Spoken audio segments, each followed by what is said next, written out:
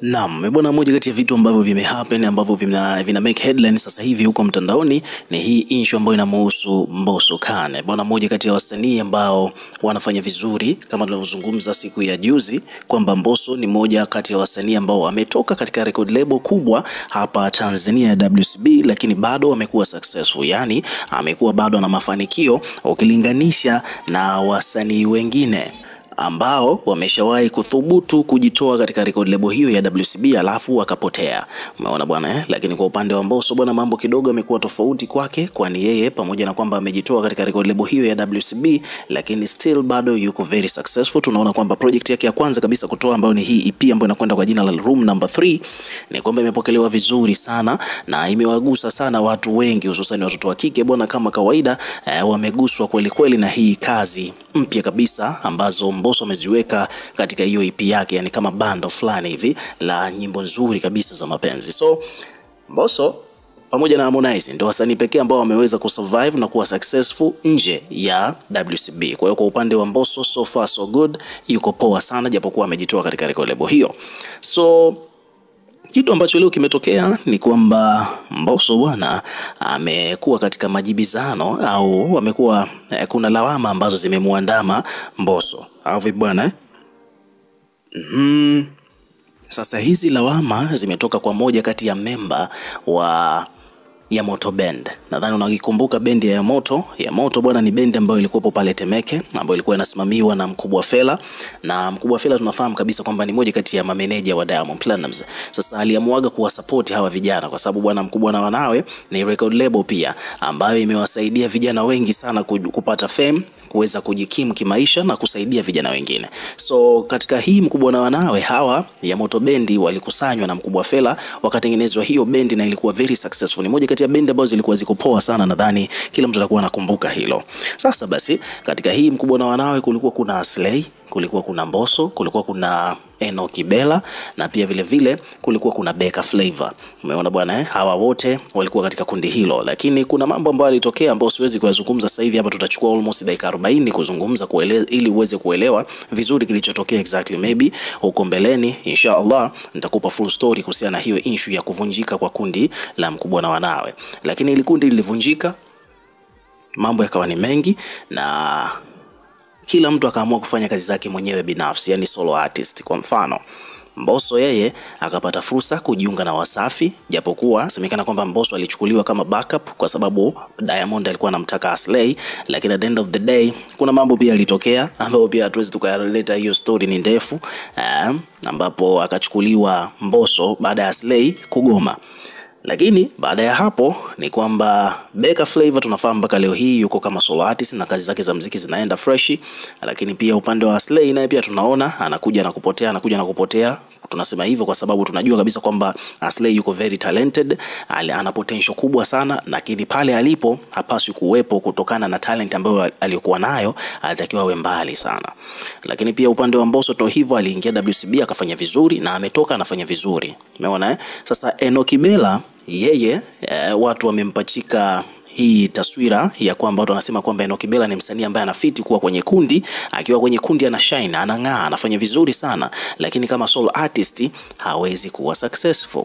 Kwa hiyo ameshatoa ngoma kadhaa lakini watu hawajazipa attention kutokana na kwamba jamaa alikuwa ana shine sana kwenye kundi kutokana na sauti aliyokuwa nayo, na pia vile vile ni dancer mzuri sana huyu jamaa, lakini kama solo artist kidogo mambo yamekuwa magumu kwake. Sasa Enoki Bella amekuja kutoa waraka hapa, amekuja kuzungumza kuhusiana na mtu ambaye alikuwa naye katika kundi moja hapo awali, namzungumzia Mbosso. So Enoki ameandika hivi #family first, yani familia kwanza.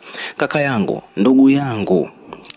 na ndugu yangu Mbosso, kwanza kabisa nichukue nafasi hii kukuomba radhi hadharani kwa kukukwaza kwenye mahojiano niliyofanya mwaka jana.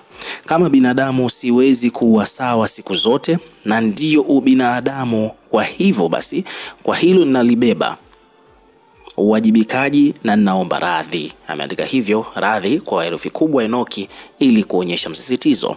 Enoki Bella inasemekana kwamba alifanyaga interview, na katika hiyo interview alizungumza vitu kama malalamiko ambavyo havikuwa viko poa kwenda kwa Mbosso. Umeona, kwa hiyo leo amejirudi na kuomba radhi. Umeona bwana?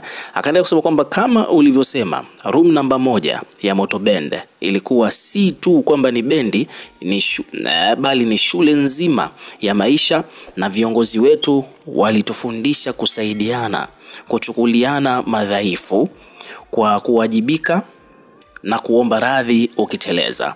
Hivyo ndugu yangu, niwie radhi. Umeona? Mstaarabu sana huyu Enoki, ameandika hivyo bwana kwa mara ya pili.